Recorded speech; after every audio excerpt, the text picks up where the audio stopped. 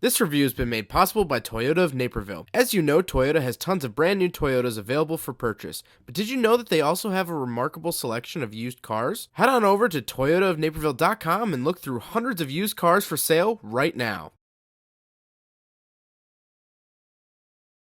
Alright, what's up guys? My name is Zach and today I am driving a 2019 Tesla Model 3 Standard Plus.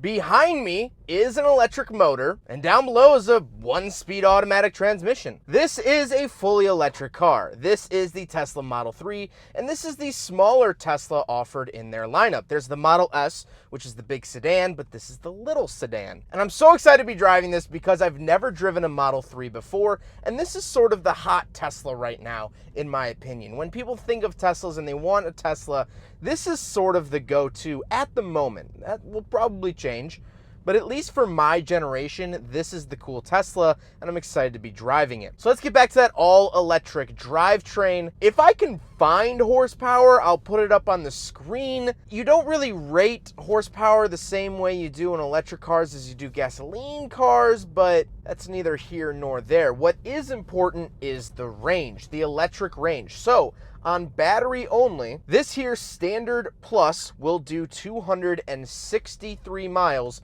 on one charge, which actually isn't too bad, especially if you just drive around town. If you have a 10-15 mile commute to work, you're gonna have a bunch of miles left over. It's not that bad. Now, if you do have to go on road trips, you really shouldn't be looking at an EV right now. Yes, there are charging stations all across the nation, and the infrastructure is getting better and better and better and better, but you are going to have to stop every 200 miles and have to wait about 30 minutes. Now, I did actually have some experience this morning supercharging at a local Meijer store, and actually the process was super easy. I opened the rear charger door, plugged it in, supercharged, and I sat there for about 10 minutes and got almost 60 miles in 10 minutes, which is fantastic. So if you just want to charge here, charge there, you can absolutely do that, and that doesn't take as much time. So we are warmed up here on the test track. I mean, the little snowflake went away on the center console here. So here in the Standard Plus, I do not get ludicrous mode. It is only rear-wheel drive. I only have one electric motor, where the upper trim levels actually have dual motors or two motors and make it all-wheel drive. So this only has chill mode and standard mode. So standard mode, acceleration, Tesla Model 3, Standard Plus. Whoa!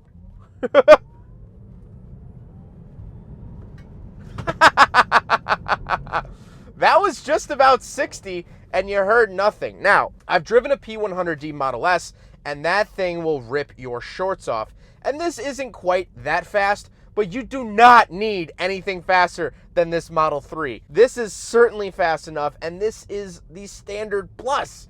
This isn't even the top trim level. It's not even the dual motor. So I love that. And if you're like, oh, I want to get a Tesla, but I don't have the money for the dual motor, I want it to be fast, don't worry about it. You're going to be quick enough. So speaking of that, this is rear-wheel drive. The Standard Plus is rear-wheel drive. It does not have the dual motor, and so it's a little bit lighter, and it has that rear-wheel drive feature. Now let's talk about the interior. We have simultaneously a lot to talk about and a little to talk about in here, so let's get to it. Well, in front of me, I have nothing. I don't have any gauges in front of me, and the Model 3 really encompasses the minimalist design. There's one vent that goes all the way across the dashboard, as well as some nice wood trim. It looks and feels really nice. On the steering wheel, I just have two little scroll wheels on the left and right. Now these will do different things depending on what menus and such you're in. However, traditionally the one on the left is the volume. Now behind the steering wheel, of course, I have wipers and turn signals off to the left, which the turn signals feel annoying. They're very stiff, and once you hit them, they go back to the center, and I really, really dislike that. They don't stay where you put them. But on the right side, this is actually our gear selector. So of course I have park, reverse, neutral, and drive, as well as this is my cruise control stalk. So all the way down to the bottom. And then this car does have the autopilot capabilities, but we're out here on the test track, and Teslas really do not like this little test track because it's not an actual road. This is private property, and so it sort of freaks the system out. To the left of me, I just have my window switches and my get in and get out button. This is how you open the door. There are no door handles on the inside. It is just a button, which is very, very interesting, very futuristic, and I like it, but of course, if the car is dead, I'm not quite sure how I would get out of it. Now, of course, there is a safety latch down below, but I'm not a big fan of the power door handles like the old Corvettes used to have. All right, so to save us both some time, I'm going to be doing today's sponsor reads, hot lapping the test track in my 2019 Mazda 3 all-wheel drive. The first sponsor is Fixed. Fixed is an automotive OBD2 sensor that you plug into your car, and it gives you tons of really cool diagnostics. Click the link in the description below, and you will get an offer code for my viewers only. You get a bunch of money off. Next is Con Plates. You don't want to stick the plate on the outside of your car? Cool.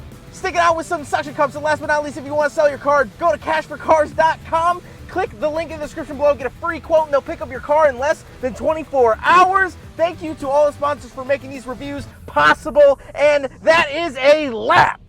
Moving into the center, this is our touchscreen display. So we're gonna spend a lot of time on this display, so let's get into it. All right, so now we have to talk about the center screen here, and right now I am charging. I'm actually supercharging, which is super interesting. Right now, 63 kilowatts. It's flickering between 62 and 63. I'm getting about 287 miles per hour of charge, not speed, obviously. And I've so far gained 18 miles just sitting here, which is really fantastic. But this is where everything is ran through the Tesla Model 3. So let's start off here with going to the car. Obviously, we have the exterior lighting on and off, mirror adjustment, steering wheel.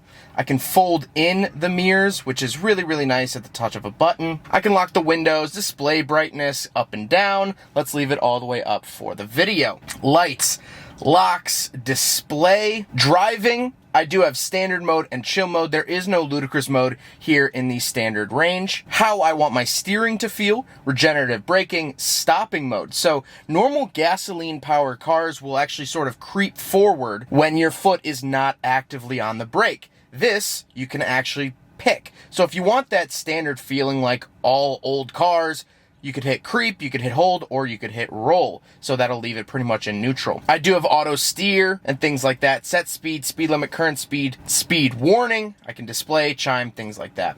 Navigation, just some selections, safety and security, service, and then of course software updates. Down here at the bottom, it'll actually display my radio station as well as navigation. I can also do windshield wipers, things of that nature. And down here, this is where your typical car displays or typical car functions are going to be found. My climate controls right here, fan speed. And the nice thing is that I can just click and drag and choose where I want it to be sent just based off the image, which is really, really cool. Heated seats are down here. Both front occupants get heated seats, as well as I can turn on the climate controls for dog mode or camping mode, which is really, really cool as well. Right here, this is my sort of Sentry mode. I can click and I can look at the cameras around the Model 3, which is fantastic. If I want to keep an eye on things, like I said, I'm sitting here at a charger, so that's what you're seeing right there. I can look at my alerts. Sentry mode, I can activate. Down here, I have a little app button, and I have a ton more features. So let's go to charging. Let's look at our charging. Cool. Let's go to the web. I can surf the web here in my Model 3. Entertainment, we can go here. I have a ton of different games I can play. I can play Cuphead or Beach Buggy Racer. You know what? Let's play that game. Let's see. Let's pick my character. Continue here. Oh, I like how those are actually the drive modes of the car. Let's do it. Let's do it on chill. So I actually used the real car's steering wheel in order to play the game, which is really, really fun. Look at this. This feels really, really weird using the steering wheel as an actual controller here in the game. This is absolutely absurd feeling to be playing a video game with the actual steering wheel of the car. There we go. I could do a little power up, things like that. That's really, really cool. But I have Chess 2048. I mean, look at all of these games you can play while you are charging, which is what I'm doing. I have 68 miles now, which is fantastic. I can also go to theater, look at Netflix, Hulu, YouTube, Tesla tutorials. Let's check out a little bit of YouTube here. Hey, look at that. That's my Tesla reviews, my other ones that I've done, a 2015 Model S and a 2017 Model S. Look at that. We also have a toy box mode. So this is called Emissions. It will literally set a whoopee cushion on the passenger seat if you wanted to. Or there's tracks, romance. Let's get cozy here. Ooh, it's actually blowing warm air at me. Ooh! Sketchpad. Look at that. That's fun. Rainbow Road. I mean, there's tons of fun little things that you can do here in this screen. One thing I really, really like is the fact that I actually have controls for the car on the screen. So I just tap whatever I want to open and it'll open. Now, I'm charging right now. I'm not going to open the frunk or the trunk, but I would literally just tap it. Boom, it's open. And there it is. Glove box I can even open at the push of a button as well. I love all of this. I think this is all fantastic. It has great frame rate. It's really easy to use. It's simple. It's very intuitive. And I like that. However, there is a learning curve that comes with this, and there are a lot of different menus to comprehend. Down below that giant display, I do have a wireless charger, and this is the part of the car that feels really cheap. I can move it around with my hand, and it doesn't really charge my phone all that well. Now, looking at this, I cannot honestly tell if this is an aftermarket piece or if this is a Tesla piece, because it looks like something you would buy on Amazon that's advertised for $15 and you just plug it right in. So upon further inspection, this charging pad is not factory. This is some add-on Amazon thing, so I can't fault Tesla too much for the shakiness of it. Now down below that, I get a very large cubby, which is infuriating to close because it's a soft close. You just magnetically put it back to where it was, and then you push it down in order to open it. But me, being a not so delicate oaf, I kept pushing it down and it wasn't locking, it wasn't staying in place. So you gotta gently put it back into place. Just something to be aware of. Down below that, we do have 2 cup holders. So let's do a big freaking bottle test in a Tesla. And unfortunately, the Tesla Model 3 fails. The big freaking bottle does not fit in these cup holders. I'm not really shocked. Now we gotta talk about the center console. Now, there's not really much to talk about in the actual center itself. There's a 12-volt outlet. But actually, right in front of it, this is where you put the key. And by key, I mean credit card. And by credit card, I mean little piece of plastic. This is the key, and you just set it right here and put the car in drive, and that's how you start the car. There is no on button in this car. You don't get in and you have to hit something, hold the brake, and wait for it to start up. You just put the card right there, and boom, you're ready to go. Moving on to the seats are nice and comfortable. They are finished in this nice black leather, and I really like the feel of them. They have okay high bolsters, but this isn't really the sporty version of this car, which is fine. They're nice and comfortable, and I've been pleasantly enjoying the heat all morning. But speaking of seats, we do have back seats, so let's go do a back seat review. All right, so now we're in the back of the 2019 Tesla Model 3 Standard Plus, and the back seat room is actually not too bad. Now, my knees are hitting the front seat a little bit, but headroom is really good. Because of this glass ceiling, it actually is raised up a little bit. Now, I do have this bar that you can slightly see on camera here that goes across the top. This is, of course, a roll bar to protect you, but the entire ceiling otherwise is glass. I don't even have a bar back here. Now, this looks darker because it is darker tinted glass, but besides that, the glass continues all the way back, which is very interesting. I do have a center console here with 2 cup holders that do fit the big friggin' bottle, but that's not what we test. We test the front ones, not the back ones. But overall, space back here, not bad at all. I could sit back here as an adult, as a larger gentleman, and be fine. I'm totally fine back here. No issues at all. Now, with that being said, let's go talk about the trunk and the frunk. All right, so now we're on the back of the Tesla Model 3 and pop it from inside, open it just like that. And this is like our Tesla home charger, things like that. And this is the size of the trunk. The trunk is decently sized. It's not huge. And I do have these really hugely protruding sort of sides. But other than that, it's a pretty standard, typical sedan trunk these days, especially for an American car. Now, coming around the front, well, actually, before we get to the front, let's talk about the door handles here for a second. They infuriate me because they do not pop out. That is how you open them. Do you see that? Push this part in and pull that part out. Now, it's kind of awkward because in order to use my thumb, you kind of... There's no graceful way of doing this with either hand. I guess pinky first and then your other 3 grab it. Really weird design, and it doesn't have to be that way, and the Model S improves on that. But let's get up to the frunk here.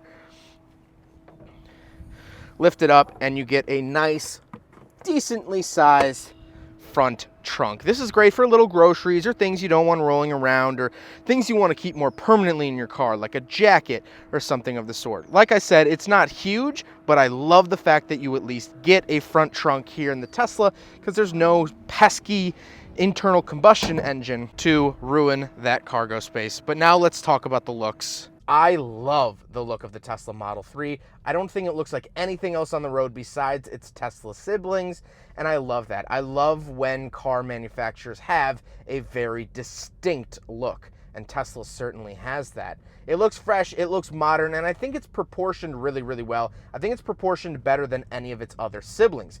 The Model S is a little big, and the nose is like too small for how big the car is. The Model X just looks huge, and the Model Y just looks like it's standing on stilts. So I think this really is the most attractive and prettiest Tesla that is currently on sale, of course excluding their first car, the Tesla Roadster. I thought that was a masterpiece. But now let's talk about my final thoughts on the Tesla Model 3 Standard Plus. Well, I really, really like this car. I think it's fantastic. And something you have to factor in is the price. Now, Teslas don't really depreciate all that much. This has 15,000 miles and is listed at $36,000, where a typical Tesla starts around 40. In the last 2-3 years, it's only lost $4,000, which isn't a whole lot, and that's with 15,000 miles. So if you're looking to buy a used Tesla, you might also want to check out the new Teslas, because for a couple grand more, you might be able to get a 0-mile one. But the interesting thing about that, but one reason you might not want to buy a new Tesla is the fact that this gets updates all the time. There's something called over-the-air updates where the car will just be sitting in your garage, as long as it's on a charger, just like your iPhone, it'll update. So, for instance, when I reviewed the P100D Model S, that morning, the morning before I went to go drive that car, the owner told me, hey, they added a new drive mode last night. I haven't even used it yet. And it just downloaded a new drive mode called Chill. That was the day that Chill came out. And so, the owner woke up that morning and had a totally new drive mode installed on his car. That's fantastic. This is less of a car and more of a really true piece of technology. It's always updating, it's always changing. And I was even hesitant to put 2019 in the title because the differences between 2019 and 2020 are very minimal. It's all software updates. The hardware doesn't really change because Tesla has over-engineered the hardware. They have put so many sensors and modules in this car that it's going to stay current for the next couple of years just by over-the-air updates. And I think that that's really, really cool and special. So now my actual final thoughts. First of all, things I dislike. I dislike having my speed off to the right. Now, it's not too far,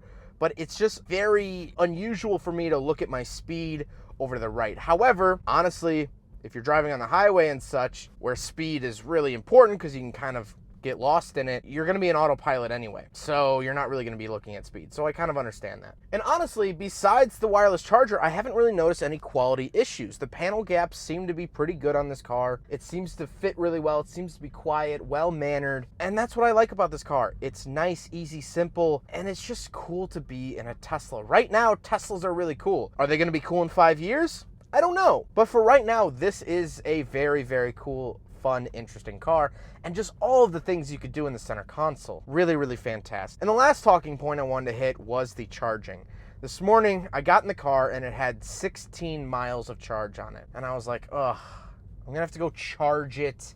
I'm gonna have to go find a charger, and I'm gonna have to figure out how it works and sit there and waste all of this time. Time is money in the YouTube game. Well, I actually sat there and I played some video games and Googled myself, which is what I do on a normal day anyway, and it wasn't bad. And in 10 minutes, I got 60 miles of range. That's fantastic. So something I was really not looking forward to actually turned out to be not that bad. Once the infrastructure is better, when a charging station is as common as a BP gas station, then I will highly consider buying an electric vehicle. I have nothing against electric vehicles. I absolutely love them. I think they're cutting edge, they're new, and they're fascinating. But for me, at a moment's notice, I have to drive 300-400 miles. And to me, it stresses me out trying to figure out where I can charge. Like today, I had to drive an extra 3 miles to go find a charger. Now that's not that big of a deal, but if I have to do that 5-6 times a week, it's gonna get a little tiresome. So once the infrastructure is there, supercharging gets a little bit better, there's no reason not to buy one of these cars. $36,000, the turbo Mazda 3 that I drove was more expensive. The Miata I drove was more expensive. This is good, man. This is really good. Say what you want about Tesla, about Elon Musk, about whatever.